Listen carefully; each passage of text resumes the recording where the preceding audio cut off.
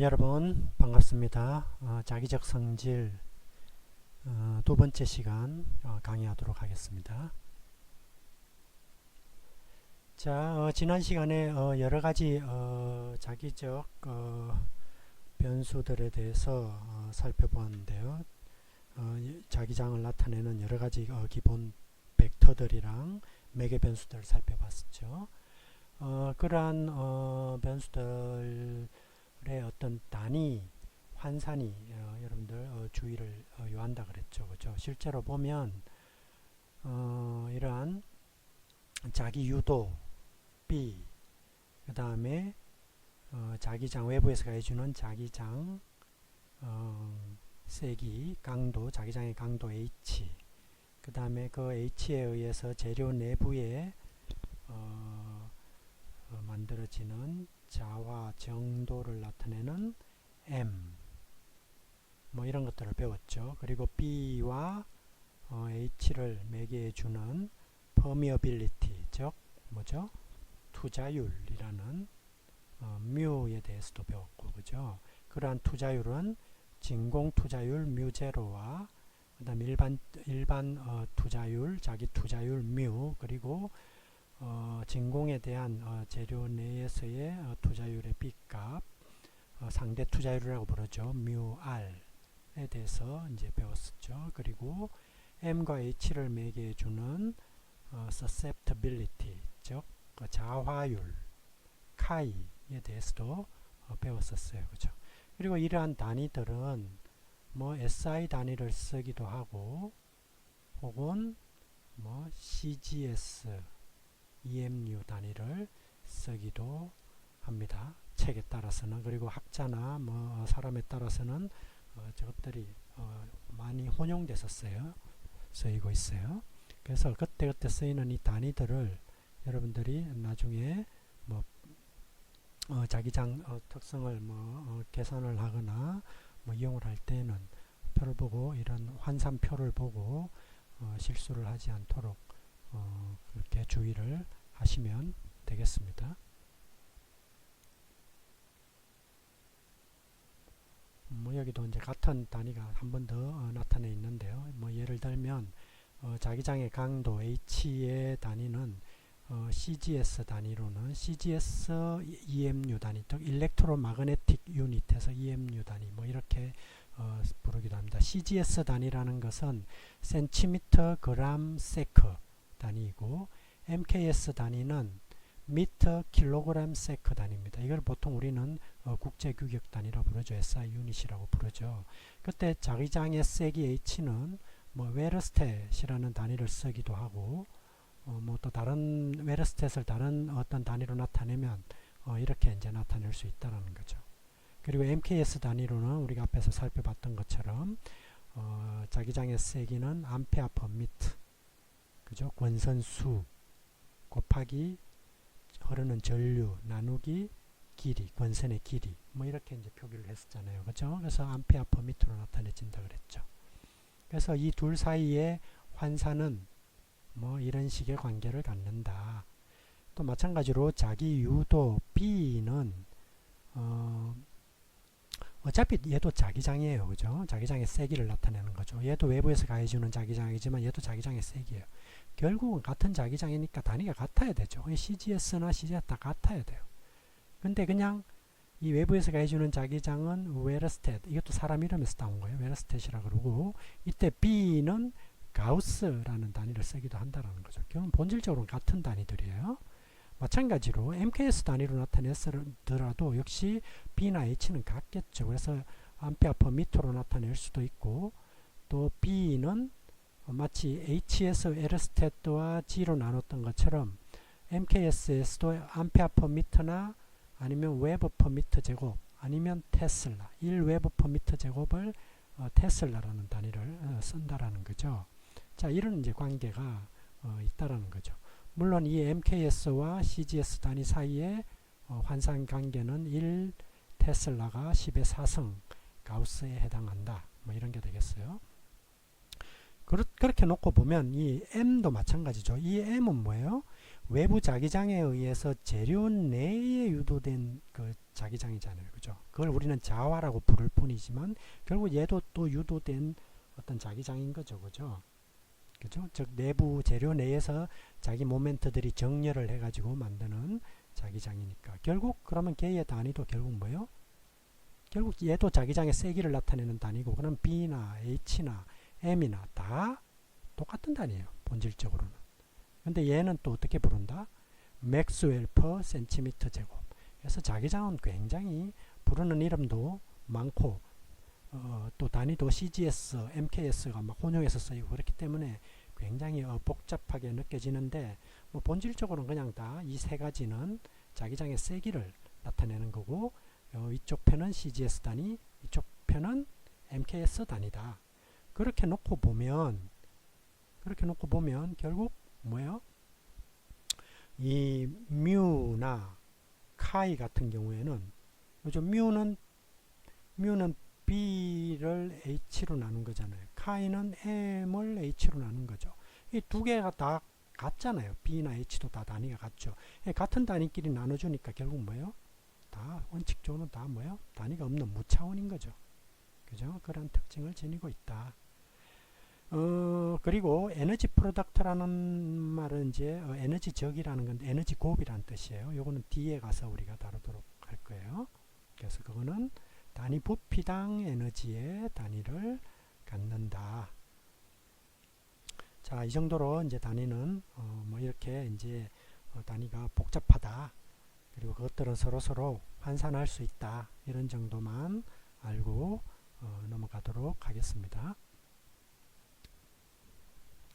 여기 뭐 CGS, MKS 단위 환산이 있었죠. 앞에서 했던 이야기니까 다시 중원에서 하진 않도록 하겠습니다.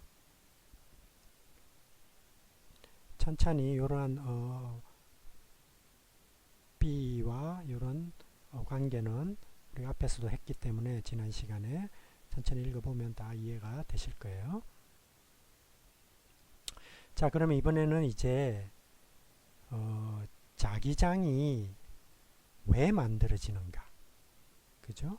결국 어떤 재료 내에가 자성 재료는 자기 자성을 띠게 되는데 그런 자성 재료가 자성을 띠는 이유는 무엇인가? 결국 그거는 뭐죠? 그러니까 원자 단위에까지 아주 작은 자석으로 이루어져 있기 때문에 그 재료가 자성을 띈다라고 우리가 지난 시간에 이야기했는데 그때 그 작은 자석 사이에 발생하는 자기 모멘트를 우리가 앞에서 구했었죠. 이야기했었죠. 그때 자기 모멘트를 뮤 B라는 향으로 이야기했었는데 결국 이러한 자기 모멘트가 재료 내에 존재한다라는 거죠. 결국 모든 자기장과 자기력 이런 것들은 결국 또 뭐에 기인하느냐? 재료는 원자로 이루어져 있고 그 원자는 다시 뭐예요?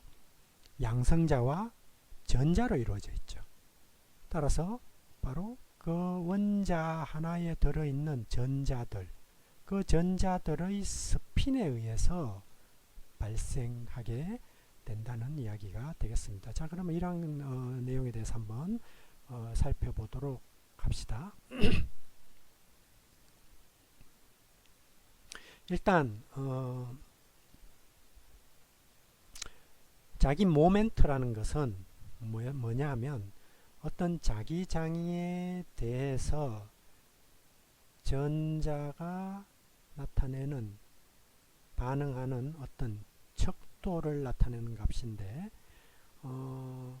이러한 전자들은 자기 모멘트를 만들게 돼요. 자, 예를 들어서 이런 걸 봅시다.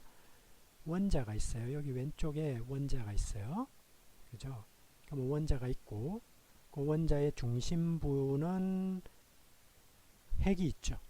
물론 그 핵 안에는 양성자, 중성자가 있지만 이제 어쨌든 핵이 있어요.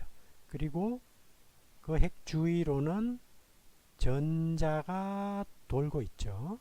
그죠? 이게 간단한 원자의 어떤 모형이 되겠어요. 그죠?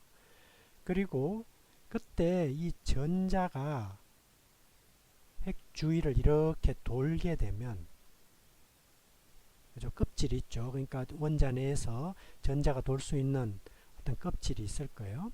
그렇죠? 그리고 그 껍질을 우리는 K각, L각, M각 뭐 이런 식으로 불렀죠.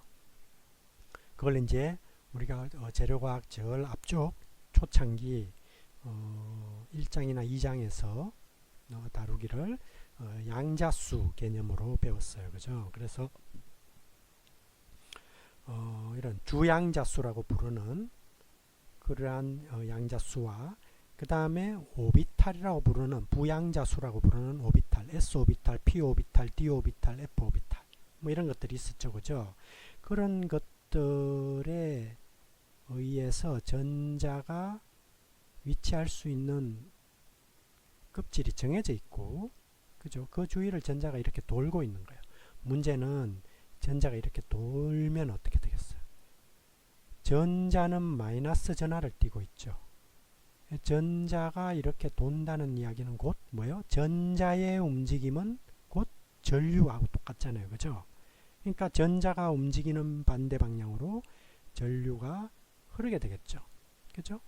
그러면 뭐예요? 어떤 전류의 하나의 고리, 즉 루프가 만들어지는 거고, 그럼 우리가 앞에서 본 오른손 법칙에 의해서 자기장이 만들어지죠. 즉 자기장이 이렇게 만들어질 거예요. 전자에 의해서 자기 모멘텀이 발생하게 되는 거죠. 그죠?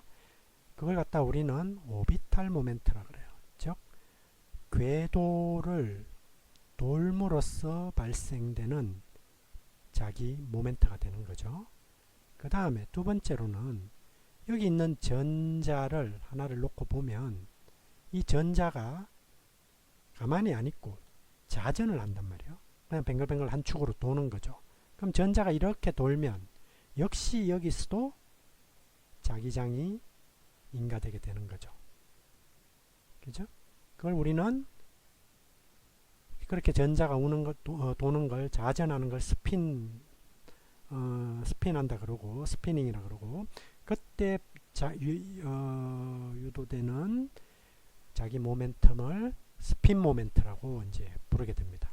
결국 원자 내에는 오비탈 모멘텀과 스핀 모멘텀이 같이 있는 거죠. 그 두 개가 섞여져서 한 원자의 자기 모멘텀을 형성하게 되겠습니다. 그리고 그때 그 원자 내에 들어있는 전자 하나, 그 중에서도 이 오비탈 모멘텀보다는 이 스핀 모멘트 값이 더 커요. 더 큰 영향을 주는 거죠. 그래서 이 스핀 모멘트, 전자 하나의 스핀 모멘트, 즉 마그네틱 모멘트죠. 전체는 원래 전체는 이 두 개가 합쳐진 거죠. 그거를 우리는 뭐라 부르냐면 보어 마그네톤이라고 불러요. 뮤비라고 부르는 거죠. 그죠? 요 뮤비 값,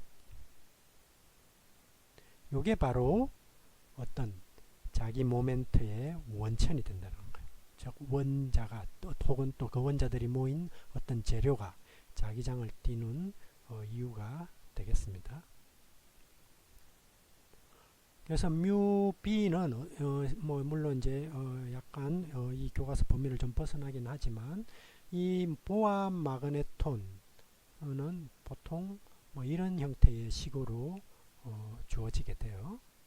그래서 그때의 값을 보면 대략적으로 이 보아 마그네톤 하나의 값이 어느 정도냐, 4파이 n분의 2h로 주어지는데 E는 뭐요? 전자 하나의 전하량이죠. 1.6 곱하기 10의 마이너스 19성 쿨롱. 그 다음에 요 H는 플랑크 상수 6.63 곱하기 10의 마이너스 34. 플랑크 상수의 단위는 줄 세크죠. 그 다음에 4파이에다가 전자의 질량 9 곱하기 10의 마이너스 31성 이렇게 주어지게 되겠습니다. 그럼 어떻게 되겠어요? 그럼 이 단위를 쭉 여기 보면 쿨롬, 줄 세크, 여기 킬로그램 이런 게 있죠. 그러면 이 단위는 이렇게 주어지겠죠. 그러면 얘는 결국 이 단위를 다 지워버리면서로 그러면 결국 이런 값이 나와요. 암페어 미터 제곱. 그리고 값은 9.27 곱하기 10의 마이너스 14승이 되는 거죠. 이러한 단위가 되는 이유는 요런 환산 과정을 거쳐서 결국 이 단위는 같은 단위다라는 걸 알 수 있어요. 어쨌든 1보아 마그네톤이 이 정도의 값을 갖는다. 그런 이야기가 되겠습니다. 그래서 그 값이 여기 9.27 곱하기 10의 마이너스 24성 단위는 암페어 미터 제곱 이런 단위가 되는 거죠. 그리고 그러면 이제 스핀에 의한 자기 모멘트는 플러스 마이너스 뮤 b가 되는 거예요. 스핀, 즉 전자 하나가 스핀을 하면서 생기는 자기 모멘트는, 즉 왜냐하면 전자는 스피닝을 할 때 이렇게 반시계 방향으로 회전할 수도 있고 시계 방향으로 회전할 수도 있겠죠. 반시계 방향으로 회전하면 스핀 업, 시계 방향이면 스핀 다운, 뭐 예를 들면 이런 식으로, 즉 스핀의 방향이 서로 보호가 반대가 되는 거죠. 벡터의 양이니까.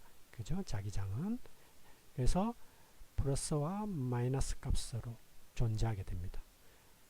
그리고 이제 오비탈 마그네틱 모멘텀도 이렇게 도는 거죠. 그죠? 그거에 의한 것들도 역시 생기는데, 역시 그때도 뭔가 주양자 수를 곱해주는 어떤 값인데, 실질적으로는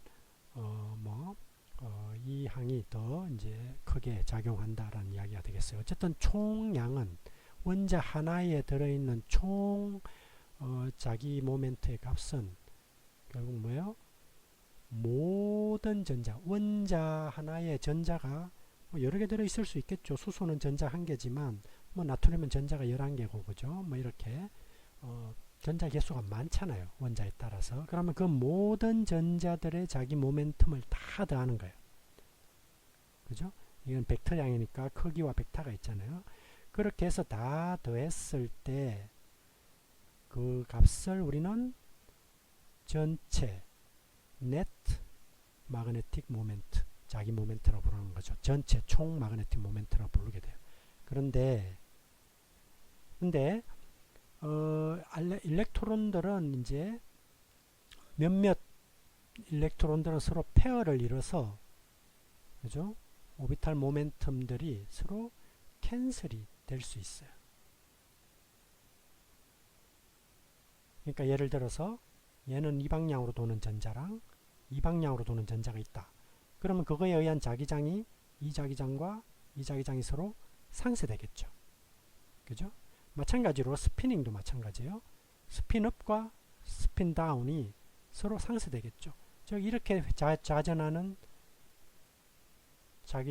전자에 의한 자기장과 이렇게 자전하는 전자에 의한 자기장이 서로 반대 방향이잖아요. 그죠? 그럼 역시 그런 전자들이 두 개가 있으면 서로 자기장을 상쇄돼서 자기장을 안 만들겠죠. 전체 자기장은 제로가 되겠죠.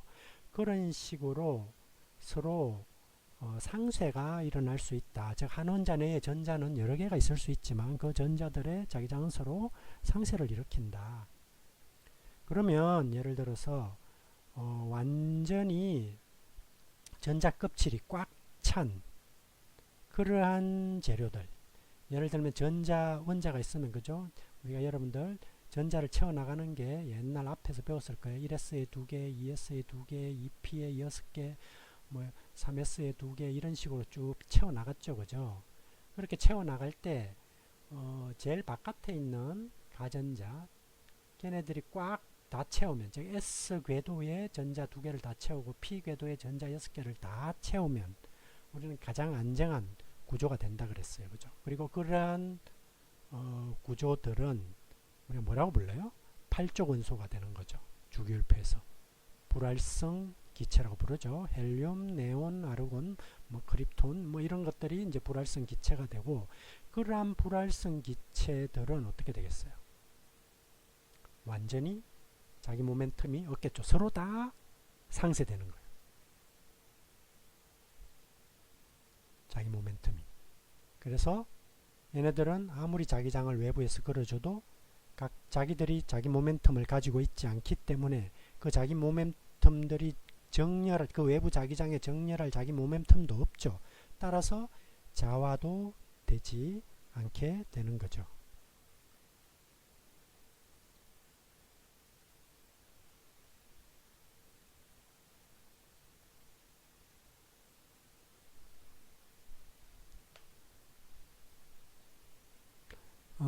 여기 예제는 보면 지금 뭐 포화자화를 한번 구해봐라 라는 문제인데 뭐에서 철에서 순수한 철에서 포화자화 자화 BS를 한번 구해보시오 뭐 이런 거예요. 자, 이건 어떻게 구했냐 하면 보면 대략 보면 일단 포화자화를 구하는데 철은 뭐예요? 철은 BCC 구조죠. 그리고 격자상수가 지금 0.287로 주어져 있어요. 그러면 자화라는 것은 어때요? 단위 부피당 개념이죠. 그죠? 그러니까 유닛셀의 부피 격자상수가 이렇게 주어져 있으니까 격자상수를 세제곱한 유닛셀의 부피는 이렇게 되어 있고 BCC 구조는 유닛셀당 원자가 2개가 들어있어요. 그죠? 그리고 원자당 보호 마그네톤이 몇 개가 있느냐? F는 26번이고 전자 배열을 이렇게 나열해 보면 이런 구조를 지니고 있단 말이에요. 즉 뭐요? 3s2까지 채우고 어때요? 4s에 2개를 채우고 3p6까지 채우고 4s에 2개를 채우고 그 다음에 3d에 6개를 채웠죠. 3d는 10개까지 채울 수 있는데 지금 6개만 채웠어요. 그래서 여기 업다운 업 이렇게 돼 있죠. 그죠? 그리고 4s에 2개를 이렇게 채워 있어요. 그렇게 놓고 보면 얘는 어때요? 얘는 업과 다운으로 들어와 있으니까 얘는 서로 상쇄되겠죠. 근데 얘는 업만 있어요. 그죠? 스핀이. 그러니까 얘네들은 서로 상쇄가 안 되겠죠. 요 하나하나가 보호 마그네톤이 되는 거예요.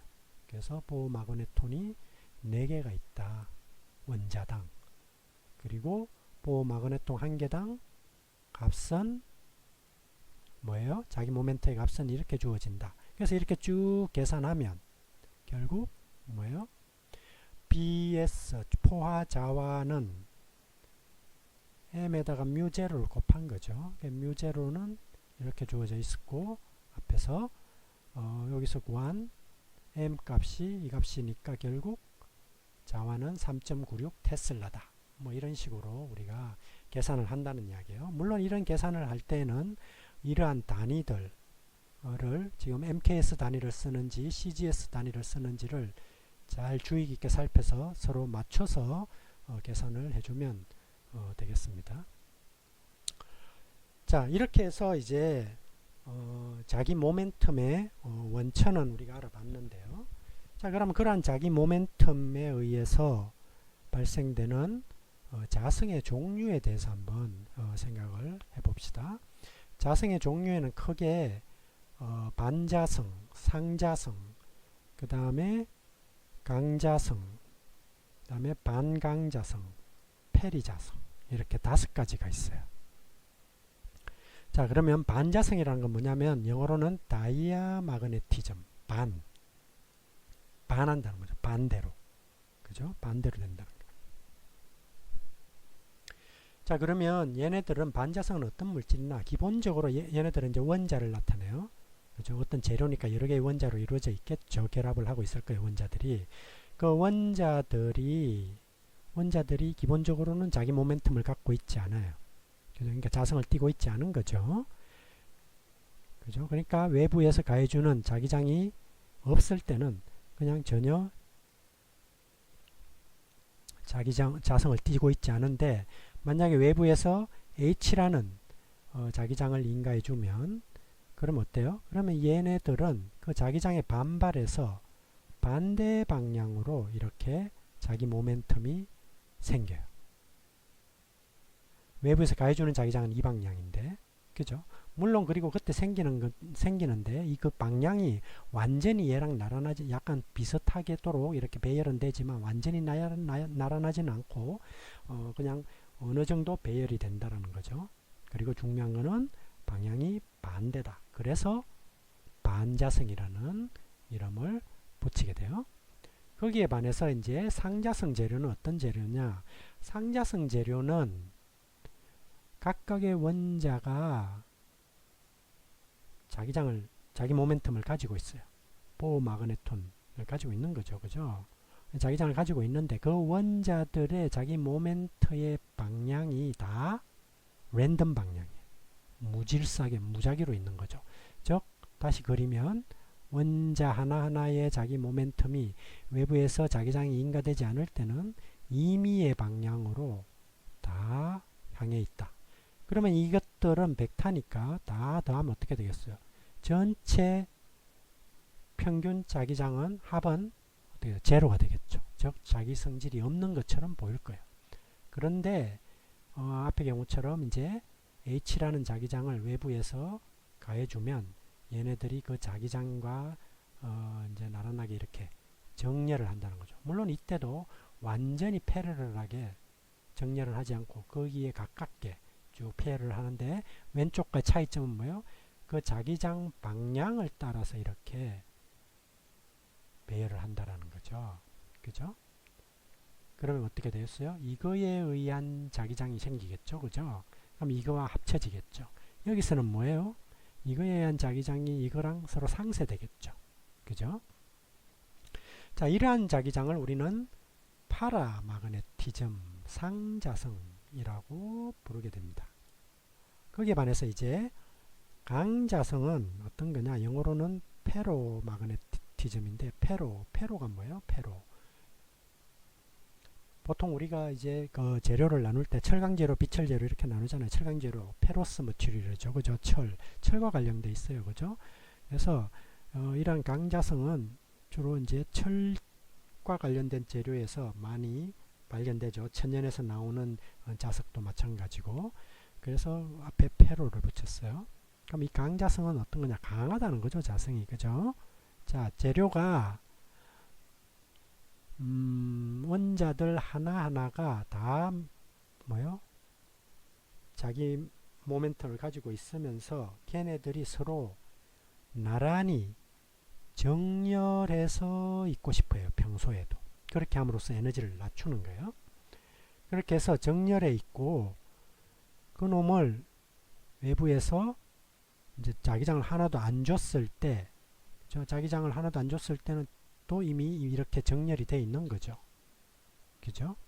거기다가 자기장을 임가하면, 내가 이렇게 자기장을 임가하면 전부 다 한쪽 방향으로 쫙 다시 정렬이 될 거예요. 딱 맞춰서 완전히. 이런 경우를 우리는 강자성이라고 부르게 됩니다. 거기에 반해서 이제 강자성인데 반대 방향으로 생기는 반강자성이라는 게 있어요. 영어로는 엔티페로마그네티즘이에요. 자, 이건 어떤 거냐면 원자들이 혹은 원자들이 이렇게 있는데 원자의 어떤 자기 모멘트들이 이쪽 방향으로 자기 모멘트가 생성된 원자랑 이쪽 방향으로 반대 방향이죠. 자기 모멘텀이 형성된 원자들이 서로 이렇게 섞여 있는 거죠. 방향은 반대고 크기는 거의 같고. 그죠? 그러면 어때요? 얘네들은 강하게 자기 모멘텀들이 정렬해 있죠. 그런데 다만 그 벡터가 반대로 되어 있기 때문에 전체적으로는 뭐예요? 자성을 안 띠는 것처럼 보이겠죠. 그죠?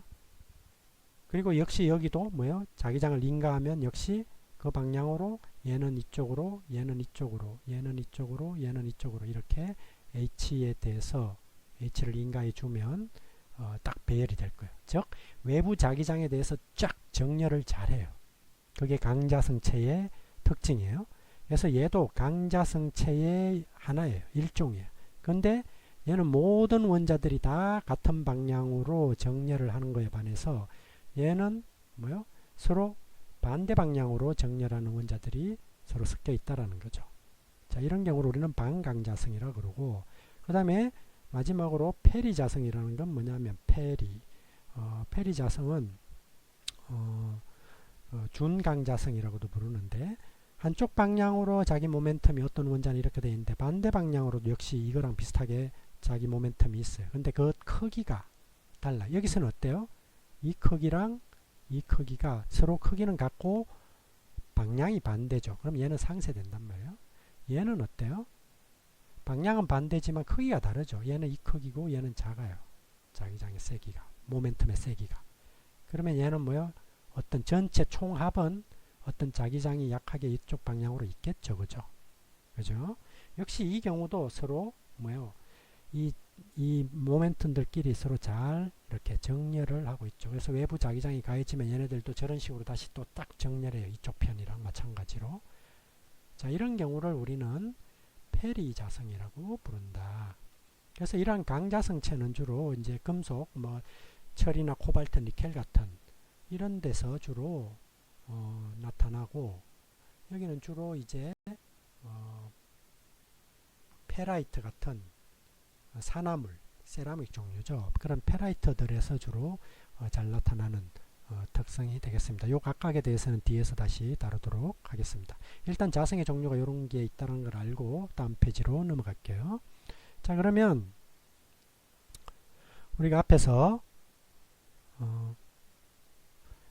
이런 자성의 이제 종류를 살펴봤는데, 그 각각에 대해서 이렇게 어떤 자기 유도와 외부에 가해진 자기장 H의 관계 내에서 한번 살펴보면, 아까 지난 시간에 진공 속에서의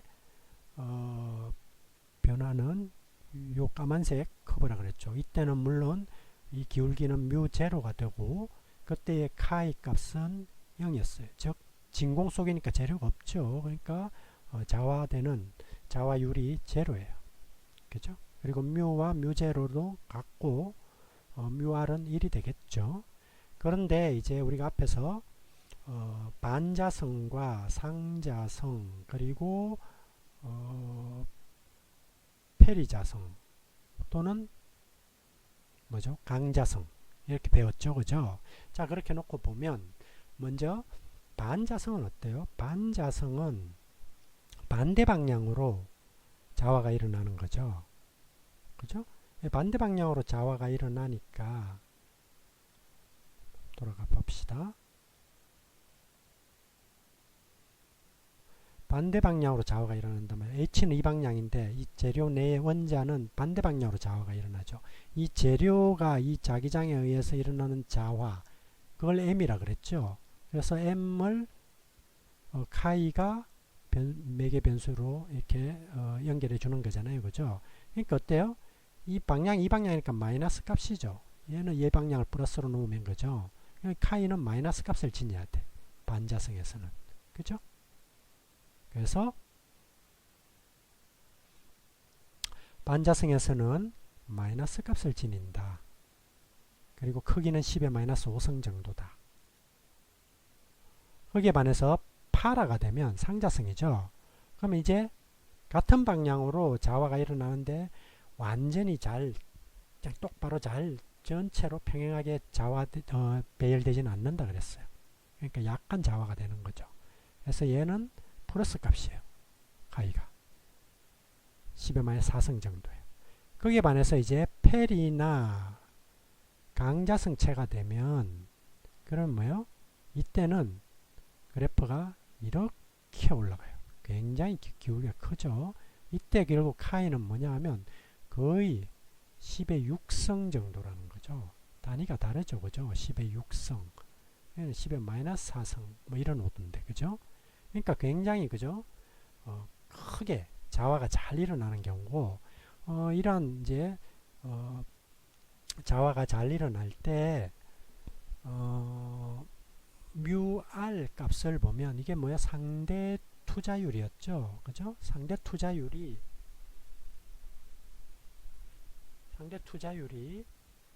반자성이 일어나면 어떻게 됐어요? 반자성은 반대로 H에 대해서 반대로 M이 생기기 때문에 결국 뭐예요?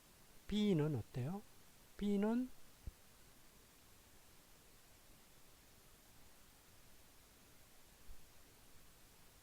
뮤제로 뮤r H인데 H보다 작아져야 되잖아요. B 값은 좀 작아져야 되겠죠. H는 이만큼이 가해졌고 반대 방향으로 자화가 일어났고 재료에서 따라서 전체 그죠? 유도된 자기 B는 h랑 같은 방향이지만 크기가 작아졌을 거예요. 그러니까 어때요? 이 값이 어때야 돼요? 1보다 작은 거죠. 그죠? 거기에 반해서 상자성이 되면 h가 가해졌을 때 재료 내에서도 약간의 m이 생겼어요. 같은 방향으로. 그러면 b는 그 두 개가 더해져서 조금 더 커졌겠죠. 그죠? b가 더 커졌으니까 얘는 1보다는 큰 값을 지니게 되겠죠. 얘는 양수고, 그죠?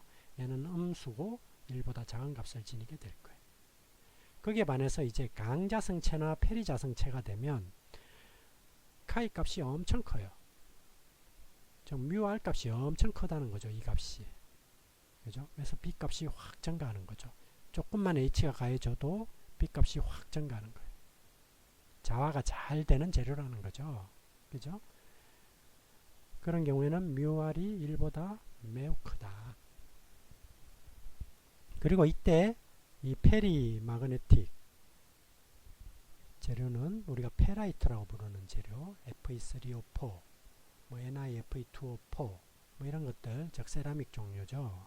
이런 것들이 대표적인 페리 자성체가 되고, 그 다음에 코발트, 아이언, 니켈, 뭐 가돌리늄, 뭐 이런 것들은 대표적인 강자성체가 되겠습니다. 이런 거는 이제 원소들이죠. 그 다음에 파라마그네틱을 보이는 재료는 알루미늄, 크롬, 몰리, 그 다음에 나트륨, 티타늄, 지르코늄, 뭐 이런 것들이 상자성체 재료가 되고, 그 다음에 다이아 마그네틱, 반자성체는 알루미나, 카파, 골드, 실리콘, 뭐 이런 것들이 대표적인 반자성 물질이 되겠습니다.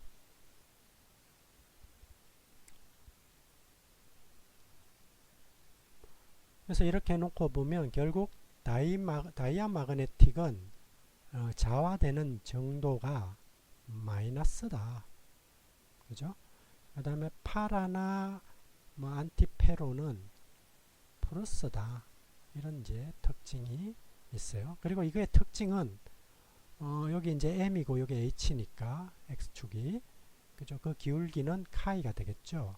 카이인데 자기장을 걸어줬다가 자기장을 풀면 반대로 자기장이 이렇게 이쪽 방향으로 가겠죠. 그러면 이렇게 자화가 됐다가 자기장을 없애면 다시 원래로 돌아와요. 여기를 왔다 갔다 하는 거죠. 여기도 반자성체도 여기를 따라서 이렇게 왔다 갔다 하는 게 되겠습니다. 그런데 여기 오른쪽은 이제 강자성체예요. 우리가 앞에서 페리자성체랑 안티페로 마그네티즘을 배웠죠. 반강자성. 그래서 페리자성이나 반강자성은 강자성체의 일종으로 보기도 해요. 그냥 그 안에 포함시키기도 합니다. 어쨌든 둘 다 강한 외부 자기장에 대해서 정렬을 하는 특징을 지니고 있죠. 그럼 이런 강자성체는 어떻게 그래프가 보이냐면 이 H값이 증가함에 따라서 이 자화되는 정도가 이렇게 이런 커브는 앞에서 봤죠. 직선이 아니라 처음에 완만하게 올라가다가 급하게 올라가다가 어느 정도 시간이 지나면 어느 정도 자기장이 커지면 이제 포화돼서 더 이상 안 커진다 그랬어요. 자, 이런 커브가 된다 그랬죠. 근데 이렇게 포화된 다음에 자기장을 제거해요. 그러면 원래대로 이렇게 돌아오느냐? 그게 아니라는 거죠.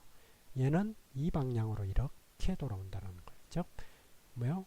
올라갔던 이 경로를 따르는 게 아니고 자기장을 제거하더라도 자화되는 정도가 여전히 아직 남아있어서 천천히 떨어진다는 거예요. 값이. 그래서 완전히 자기장을 제로로 제거했어도 여전히 이만큼의 자기장이 남아있게 되는데 그걸 우리는 잔류자화라고 부르고 remnant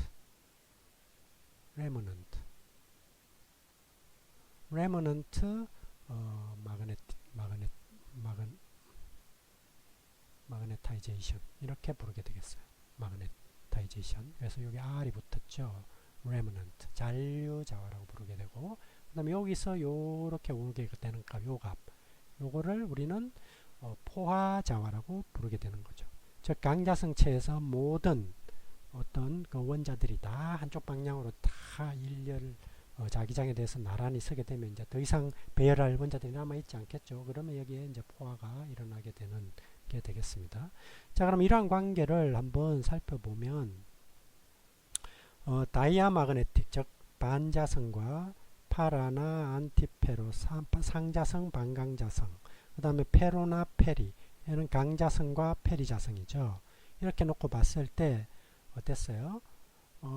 앞에서 봤다시피 카이 값은 이 두 가지는 작죠. 근데 이 반자성일 때는 마이너스, 상자성일 때는 안티페로자성일 때도 작은 값을 갖지만 플러스, 그 다음에 페로나 페리는 큰 값을 갖는다. 그죠? 그리고 뮤알 상대 투자율, 뮤알 값은 1보다 작고 1보다 크고 1보다 더 크다, 훨씬 더 크다, 이런 관계를 보인다.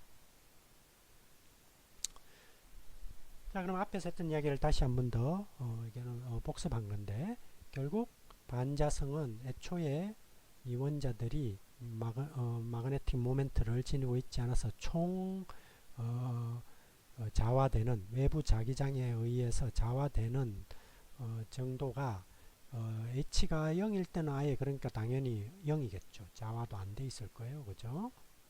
그죠? 근데 외부에서 자기장 H를 가하면, 이 방향으로 자기장을 가하면 얘네들이 이런 식으로 배열을 하는 거죠. 어느 정도 그 자기장 방향에 어느 정도 나란하게. 그죠? 그럼 여기에 자기장이 생겼는데 자화가 됐는데 그 자화의 방향은 이쪽 방향이에요. H의 방향이 아니다. 결국 뭐예요? 그러면 전체 유도된 자기장 B는 어떻게 되겠어요? B0, 즉 진공일 때보다도 오히려 더 작아졌겠죠. 이 반대 방향으로 얘가 제로에서 생겼으니까. 그죠? 그렇지만 어때요? 이 값 자체는 비교적 작은 값이에요. 자화가 조금만 되기 때문에. 카이가 아주 작아서 m이 작아요. 그래서 이 h와 m을 합치면 그 b 값은 그래도 여전히 0보다는 큰 값이 된다. 즉 오른쪽 방향을 향한다는 거죠. 거기에 반해서 이제 상자성이 되면, 상자성은 애초에 원자들이 마그네틱 모멘텀을 가지고 있는데 얘네들의 배열이 랜덤하게 배열되어 있다 보니까 자기장이 인가되지 않을 때에는 총 자화된 정도도 0이에요. 근데 만약에 오른쪽에 자기장을 H를 이렇게 걸게 되면 얘네들이 이제 이 방향으로 마치 반자성체처럼 완전히 100% 나란하지는 않지만 그 방향에 그 유사한 방향으로 이렇게 어느 정도 배열이 일어나는 거죠. 그죠? 그렇게 얼라인이 일어나게 되고, 그렇기 때문에 이 B 값은 B0 값보다, 즉 재료가 없을 때보다, 즉 진공에서의 자기 유도 값보다는 커져야 되겠죠. 그죠? 그러면서도 여전히 방향은 이 방향과 이 방향이 합쳐졌으니까 이 방향이죠. 여전히 플러스 방향이에요. 그죠? 그래서 B도 플러스다. 거기에 반해서 이제 강자성이나 페리자성이 되면 얘네들은 애초에 서로 자기 모멘트들이, 원자들의 자기 모멘트들이 정렬이 돼 있어요. 그죠? 즉 상쇄되지 않은 전자 스핀에 의한 원자들의 자기 모멘트가 서로 잘 정렬이 되어 있기 때문에 자기장 H가 인가되지 않는 상황에서도 여전히 자화는 되어 있다. 그죠? 어떤 값, 오른쪽으로 향하는 플러스인 자화 값을 지니고 있다. 그죠? 결국 그 이야기는 뭐예요? 그냥 얘는 이미 자체로 영구 마그네틱 모멘트를 가지고 있는, 즉 영구자석 어떤 성질을 가지고 있는 거죠. 거기에 이 방향으로의 H가 가해지면, 그러면 얘네들이 더 완전히 똑바로 이렇게 이제 잘 정렬을 하게 돼요. 외부 자기장에. 그죠? 그러면 얘들의 모멘텀이 딱 정렬됨으로써 발생되는 자기장 M, 그걸 우리는 자화라 그러고, 그 재료에 그 자화는 외부 인가된 자기장 H에 비해서 훨씬 더 큰 값을 지니게 되고, 따라서 B는 B0보다 훨씬 더 크다. 물론 0보다도 훨씬 더 큰 값이면서 B0보다도 훨씬 더 큰 값이 된다. 결국 뮤제로의 m을 곱한 값과 거의 같다고 봐도 무방하다라는 상태가 되겠어요. 자, 이러한 이제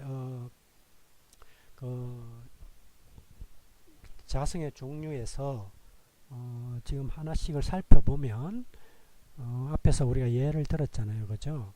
즉 반자성과 상자성을 우리가 살펴봤는데 반자성은 그럼 왜 생기느냐? 외부 자기장이 딱 가해지잖아요. H가 재료에. 그죠? 그러면 그 재료 내에 원자들이 있고 그 원자 내에는 궤도 운동을 하는 전자들이 있을 거예요. 그죠? 그 궤도 운동을 하는 외부에서 자기장이 가해지니까 궤도 운동을 하는 전자의 상태가 일시적으로 변하게 되는 거죠. 순간적으로. 그러면서 뭐요? 그 방해를 받지 않으려고 외부 자기장에 반대되는 쌍극자를 형성하는 거예요. 그게 바로 반자성의 원천이 되겠습니다. 그리고 그때 자와율 카이는 매우 작은 음수값을 지닌다. 반대 방향으로 자화가 일어나니까. 그죠? 그리고 만약에 이 반자성 재료에 H를 제거하면, 즉 외부에서 가해주는 자기장을 제거하면 반자성 효과는 사라지게 되는 거죠.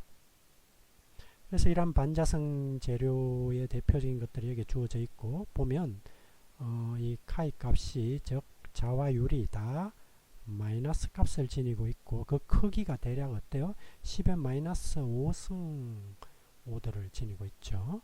그죠? 자, 이번엔 상자성이에요. 상자성은 자기장 하에서 매우 작은 양의 자화율을 나타낸다. 물론 자기장과 같은 방향이라서 플러스의 자화율을 지니고 있지만 자화율 자체는 매우 작다. 그래서 여기 상자성체 재료를 보면 여기 알루미늄부터 뭐 크롬, 마그네슘, 몰리, 소디움, 지르코늄 쭉 있는데 부호는 다 뭐예요? 플러스 값이죠. 그리고 크기는 대략 10의 뭐예요? 마이너스 5승에서 10의 마이너스 뭐 3승 범위, 대략 한 10의 마이너스 4승 정도의 범위가 많네요. 그죠? 이 정도의 값을 갖는다. 매우 작은 자화율을 보인다. 그렇기 때문에 어떤 그 외부에서 자기장을 제거하면 이 상자성 효과도 금방 이렇게 다시 원래로 돌아가서 사라지게 됩니다. 이러한 상자성이 이제 생기는 이유는 뭐라 그랬죠? 원자나 분자가 개별적인 쌍극자 모멘텀을 다 가지고 있는데 걔네들이 처음에는 막 랜덤하게 분포되어 있어서 전체 총 벡터 합은 제로였다. 그죠? 그런데 이제 H를 가하는 순간에 걔네들이 쫙 그 방향으로 어느 정도 정렬을 하니까 작은 어떤 자화를 작은 플러스의 자화를 보이게 된다라는 이야기를 했었어요. 자, 거기에 반해서 이제 강자성이 되면 어떤지를 한번 봅시다. 강자성은 외부 자기장을 가하면 재료 내에 유지되거나 제거될 수 있는 제거될 수 없는 유지되거나 제거될 수 있는 큰 자화가 생긴다. 제거될 수 없는 큰 자화가 생긴다. 그죠? 카이가 1보다 훨씬 더 크다. 큰 자화가 생기면 우리는 강자성이라고 불러요. 물론 이제 그때 그 자화가 외부에서 자기장을 제거하면 뭐 그대로 거의 자화가 안 없어지고 그대로 유지될 수도 있고 뭐 제거될 수도 있는데 어쨌든 외부 자기장에 크게 반응을 해서 그 재료가 크게 자화를 하게 되면 우리는 그 재료를 강자성체, 페로마그네티즘 이렇게 이제 부른다는 거예요. 그러면 이러한 페로마그네티즘을 보이는 재료에는 어떤 것들이 있느냐? 바로 전이금속들이에요. Fe, 코발트, 니켈, 뭐 가돌리늄, 뭐 이런 것들이 이제 바로 대표적인 강자성체 물질이 되는 거죠. 그러면 이 강자성체 물질들을 한번 왜 전이금속은 강자성체 물질이 되는지를 한번 잠깐 살펴보면 일단 전이금속을 한번 사주기 원소를 한번 보도록 합시다. 사주기 원소. 그래서 보면 사주기 원소가 순서대로 보면 원자 번호가 23번 바나듐, 24번 크롬, 그 다음에 25번 망간, 26번 아이언, 코발트, 니켈, 그리고 29번이 카파죠. 그죠? 그러면 그 원소들의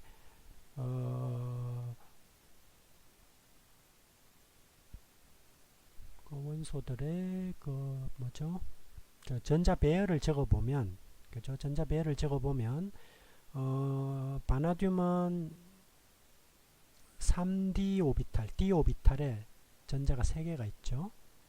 크롬은 4개, 그죠? 4s에 하나를 두고 하나를 s 오비탈을 이쪽으로 옮겨 가지고 5개가 꽉 차 있어요. 그죠? 그 다음에 망간은 4s에 2개가 차고 d 오비탈에는 4개가 전부 업스핀으로 존재하죠. 철은 26번이고 4s에 2개가 차 있고 d 오비탈, 3d 오비탈에는, 그죠? 여기에 업다운 한 나머지 4개는 뭐예요? 업으로만 존재하죠. 그죠? 그런 식으로 코발트는 3개가 업, 니켈은 2개, 카파는 어때요? 4s에 있는 전자를 하나를 이쪽으로 보내가지고 여기를 꽉 채웠어요. d 오비탈을. 자, 그런 이제 전자 배열을 보이고 있어요. 이러한 걸 우리는 이제 트랜지션 메탈, 전이 금속이라고 부르죠. 즉, 전이 금속은 3d 오비탈에 전자가 꽉 차 있지 않은 원소를 우리는 전이 금속 이렇게 부르는 거죠. 주기율표에서. 자, 그러면 이때 이 인접하고 있는 원자들의 그러면 이제 어쨌든 금속이 되려면 원자 하나로만 재료가 될 수는 없잖아요. 그러니까 그 철이면 철 원자가 여러 개가 모여야 되겠죠.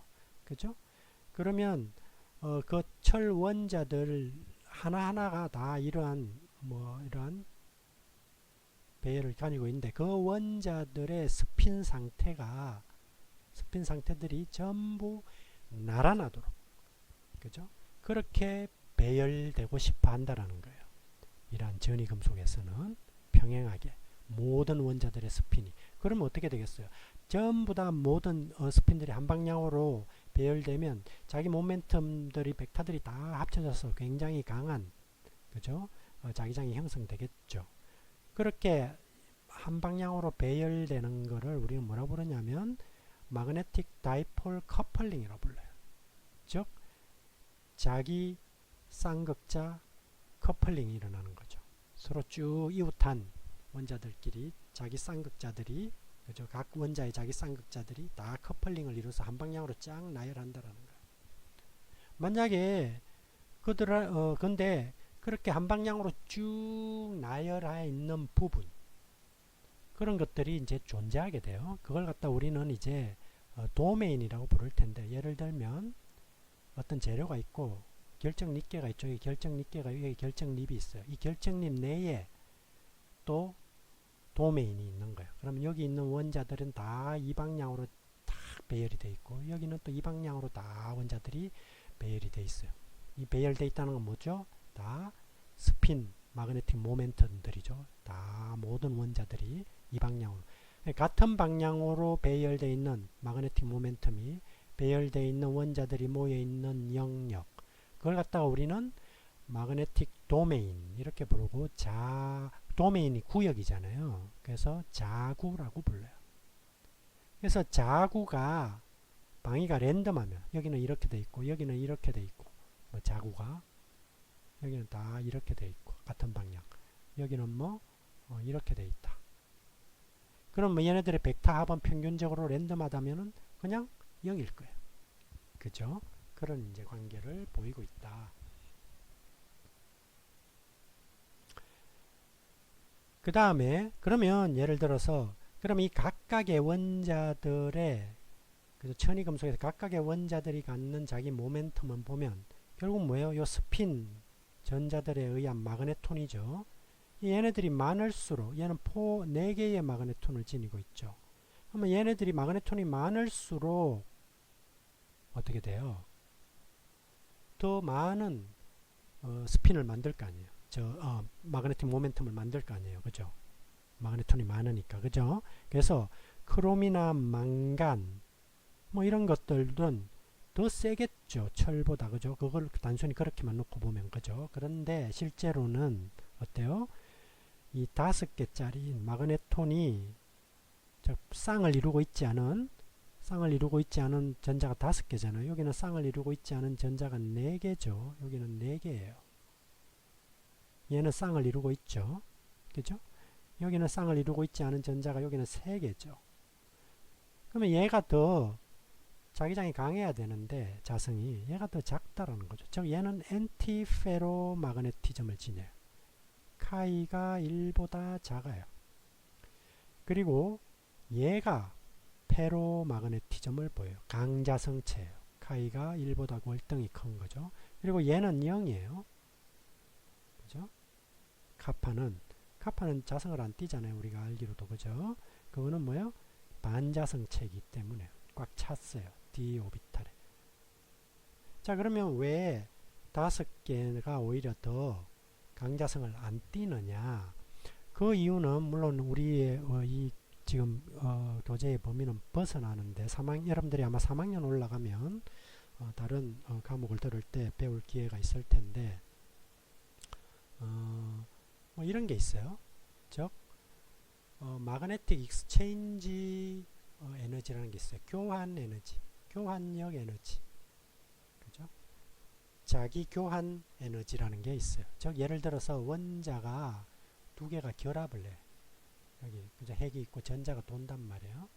그죠? 그러면 어떤 원자가 결합을 할 거 아니에요. 뭐 이온 결합을 하든 공유 결합을 하든 뭐 어떤 결합을 하겠죠. 그러면 파울리의 베타 원리에 의해서 이제 모든 전자들은 서로 다른 양자 상태에 있어야 되는데 어쨌든 교환력이라는 거는 얘네들이 서로 여기 있던 전자가 이쪽으로 가는 거죠. 서로 교환하는 거예요. 그렇게 서로 교환할 수 있는 그거에 의한 이제 에너지를 교환 에너지라 그러는데 그거의 에너지 값이 뭐의 함수냐면 이런 함수 이렇게 주어진다고 알려져 있어요. 즉 뭐냐면 원자 간의 결합 거리죠. 그죠? 세퍼레이션. 원자 간의 결합 거리고 A는 D는 3D 오비탈의 직경. 그래서 그 B 값이에요. D분의 A 값. 그 D분의 A 값이 요 범위이면 매우 그 교환 에너지가 크다는 거죠. 그래서 전체적으로 강한 배열을 하고 싶어 한다는 거예요. 교환 에너지가. 거기에 반해서 이제 망간은 그죠? 바로 그 앞이죠. 망간 같은 경우에는 이제 이 마이너스 값을 지녀요. 그래서 교환 에너지가 반대가 되는 거죠. 그래서 얘네들은 서로 엇갈려서 분포를 하고 싶어 하게 돼요. 그래서 지금 보면 결국 요 망간하고 철은 원자번호 1개 차이지만 교환 에너지 값이 플러스와 마이너스로 여기서 경계로 나뉜단 말이에요. 그러니까 얘가 훨씬 더 뭐예요? 마그네톤이 많음에도 불구하고 그죠? 얘네들은 서로 반대로 한 원자가 이 모멘텀을 지니면 이 원자는 이렇게 지니고 싶어 한다는 거죠. 교환 에너지를 마이너스 값을 지니기 때문에 거기에 반해서 이제 철은 똑같이 이 방향으로 있고 싶어 한다는 거예요. 서로 나란하게. 물론 이거의 마그네틱 모멘트 값이 이거보다는 작겠지. 그렇지만 얘는 서로 상쇄되고 얘는 서로 나란히 있으니까 강화되어 있겠죠. 그죠? 그런 차이예요. 결국 3D 원자 간의 거리랑 3D 궤도 지름의 그 B값이 1.4에서 2.7배 사이일 때 평행한 배열이 이루어진다. 서로 나란한 그죠? 그런 이야기가 되겠습니다.